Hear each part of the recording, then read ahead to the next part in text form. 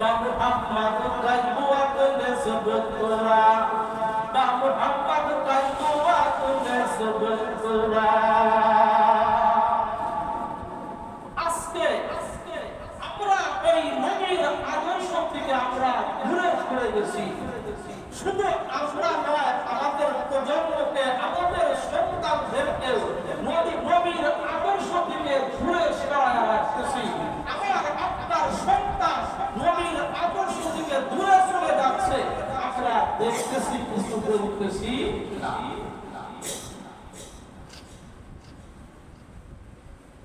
নবীর আদর্শ, নবীজি কিভাবে, নবীর পোশাকটা কেমন ছিল,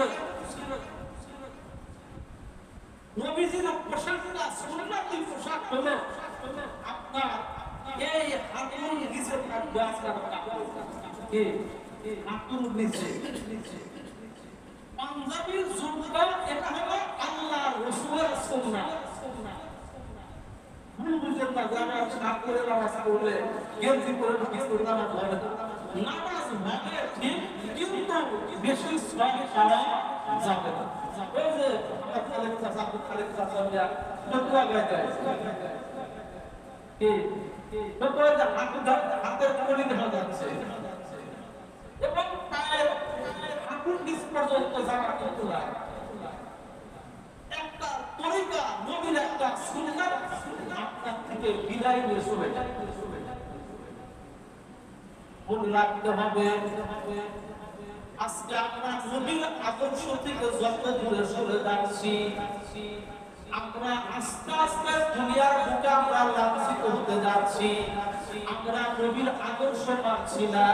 নবীজির আদর্শ সন্তানদেরকে সর্বপ্রথম, আমার আপনার সন্তান যখন 5 বছর 6 বছর বয়স হয়ে যাবে, ওই সময় আপনার আমার সন্তানকে শিক্ষা দিতে হবে লা ইলাহা ইল্লাল্লাহ, লা ইলাহা ইল্লাল্লাহ।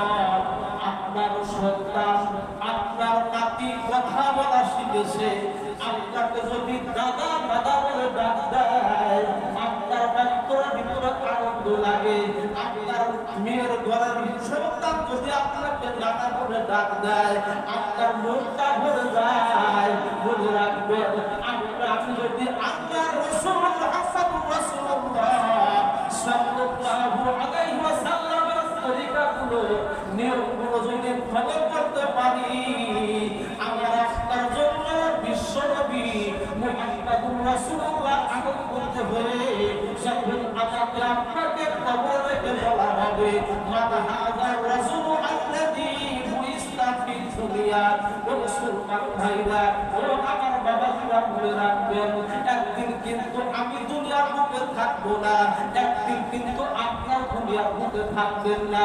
দুনিয়ার বুক থেকে যখন চলে যাবে, চলে যাওয়ার সঙ্গে সঙ্গে যখন কবরে নামানো হবে, তখন দোয়া করা হবে বিসমিল্লাহি ওয়া আলা মিল্লাতি রাসূলিল্লাহ। আল্লাহর নামে রাসূলুল্লাহর দলে দলভুক্ত করে গেলাম। মনে রাখবেন, সারা জীবন রাসূলের তরিকা কবুল করলাম না, সারা জীবন রাসূলের আদর্শ মানলাম না। আমি একজন খতিব, যতই আমি দোয়া করি বিসমিল্লাহি ওয়া আলা মিল্লাতি রাসূলিল্লাহ, আল্লাহর নামে নবীর তরিকা তোমাকে লেখে গেলাম।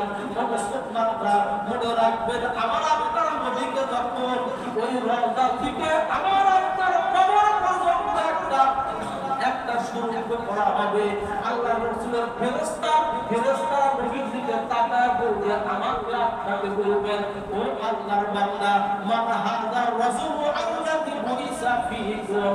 আল্লাহর ফেরেশতা ডাকতে বলবে, ও আব্দুল্লাহ, ও আব্দুর রহমান, ও বাদশাহ সরকার, তুমি কি চেনো ওই লোকটা কেমন, ওই লোকটাকে তুমি কি চেনো? যদি দুনিয়ার বুকে আমি আপনি যদি আল্লাহর নবীর আদর্শ মেনে থাকি, দুনিয়ার বুকে যদি আল্লাহ রাসূলের সুন্নাত পালন করে থাকি, ওই সময় আমি আপনি যখন আল্লাহর নবীর চেহারার দিকে তাকাইব, সঙ্গে সঙ্গে আমার আপনার জবাব দিয়ে আল্লাহ রাব্বুল আলামিন আরবি ভাষায় উত্তর যাবে হুয়া নাবিয়ুনা মুহাম্মাদুর রাসূলুল্লাহ সাল্লাল্লাহু আলাইহি ওয়াসাল্লাম। ওই কবরের ভিতরে আমি আপনার জবান দিয়ে উচ্চারণ হয়ে যাবে, তিনি আমার নেতা, তিনি আমাদের নবী মুহাম্মাদুর রাসূলুল্লাহ সাল্লাল্লাহু আলাইহি ওয়াসাল্লাম। দুনিয়া থাকতেই নবীদের সুন্নাতগুলো আমল করলে আমার আপনার জবান দিয়ে এই প্রশ্নের উত্তর বের হবে।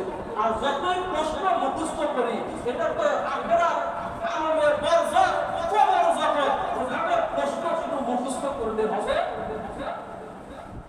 বলতেছিলাম নবীজির আদর্শ হলো সন্তান যখন কথা বলা শিখবে, সন্তানকে আপনি শিক্ষা দান করো আলহামদুলিল্লাহ, তুমি বলো সুবহানাল্লাহ,